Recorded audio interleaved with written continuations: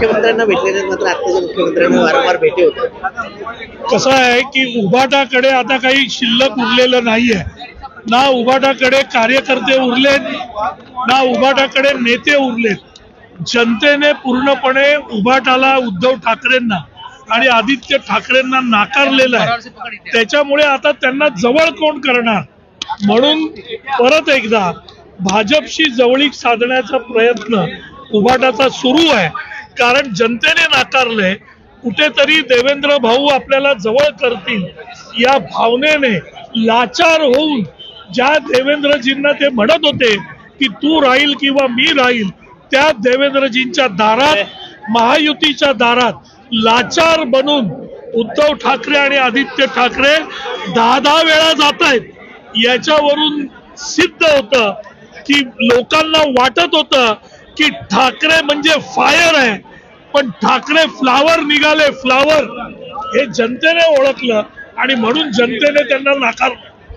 Sir एकंदरीत पाहायचं झालं तर आता भाजप त्यांना जवळ नाही। बघा, भाजपने कोणाला जवळ घ्यावं न घ्यावं हा भाजपचा प्रश्न आहे। शिवसेना आणि भाजप आम्ही महायुतीमध्ये आहोत। अजितदादा आमच्या बरोबर आहेत। महायुती अगदी स्ट्रॉंगली विधानसभेमध्ये निवडून आलेली आहे।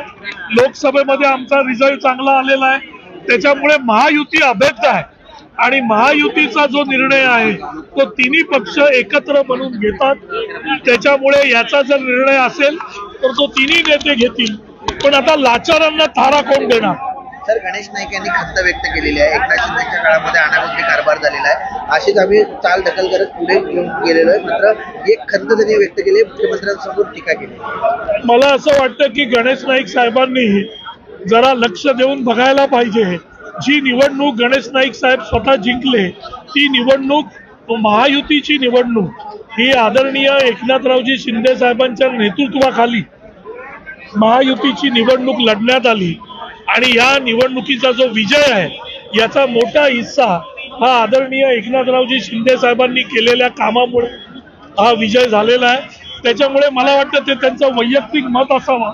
त्यांनी सगळ्या गोष्टी जर चाचपून बघितल्या तर त्यांना कळेल की खऱ्या अर्थाने ही निवडणूक एकनाथरावजी शिंदेच्या नेतृत्वाखाली आणि त्यांच्या घेतलेल्या निर्णयामुळे आणि महायुतीच्या एकत्रित कारभारामुळे आपण जिंकलो। त्याच्यामुळे कोणावर टीका करण्याचा काही प्रश्न येत नाही।